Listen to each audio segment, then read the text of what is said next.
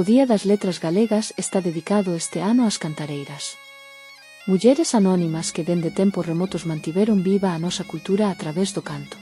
En la gorra del lado, porque eres fillo don rico, xa podes poñer dereita, que eu de ti non necesito.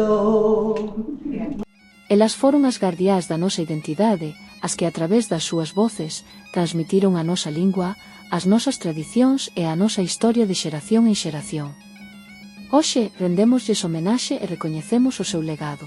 Eu quería me casare, miña non teño roupa, casa miña filla, casa, que unha perna tapa outra. Agora, queremos compartir esta tradición coas mulleres que forman parte deste encontro, creando un momento onde a voz de cada unha delas se sume á de todas para honrar as cantareiras do pasado.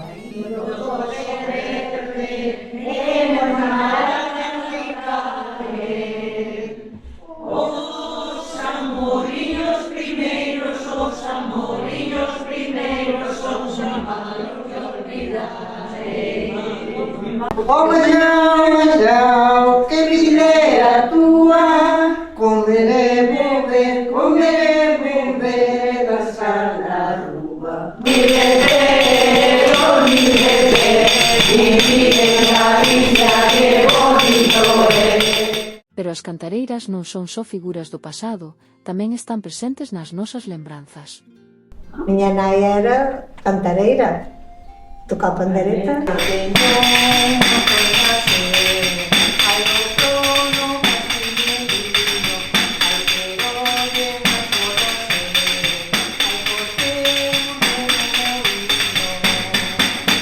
Viñamos a cantar pola carretera que viñamos andando.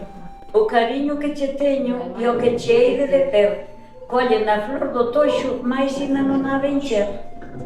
Le encanta enseñar las canciones a los niños y todo, está cantando siempre. Pois ás noites, na Porta das Vacas, xuntábanse ali, porque estaban máis quentes, e xuntábanse a cuadrilla de señoras e señores. Os señores xogaban a partida e as señoras fiaban. Xuntábanse moitas familias, os homes normalmente puñanse nunha mesa a xogar as cartas e as mulleres ao redor do lume pois fiaban alá, contaban contos e cantaban cantigas. Las camas apretadas, todas camas apretadas, todas cheas de forza e lume, vai la ronda da areia, dentro do ponte, facendo camiño, vai la ronda da areia, dentro do ponte, facendo camiño. Foron moitas as mulleres que, tanto na nosa familia como no día a día, mantiveron o canto como unha parte fundamental da súa vida e nos ensinaron a beleza e a sabiduría desta tradición, cantiga a cantiga.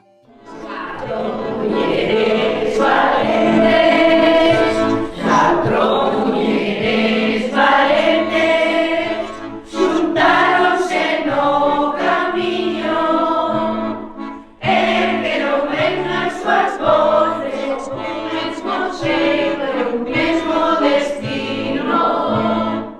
Hoxe, nós tamén somos cantareiras. Estamos aquí para seguir transmitindo a nosa cultura e o noso idioma, porque, como as mulleres que viñeron antes de nós, o canto seguirá sendo a nosa voz. Este vídeo é un pequeno homenaxe a todas esas mulleres do pasado e do presente. Que a súa voz siga resoando en nós e que a través do canto sigamos a facer que a nosa cultura e a nosa lingua perduren.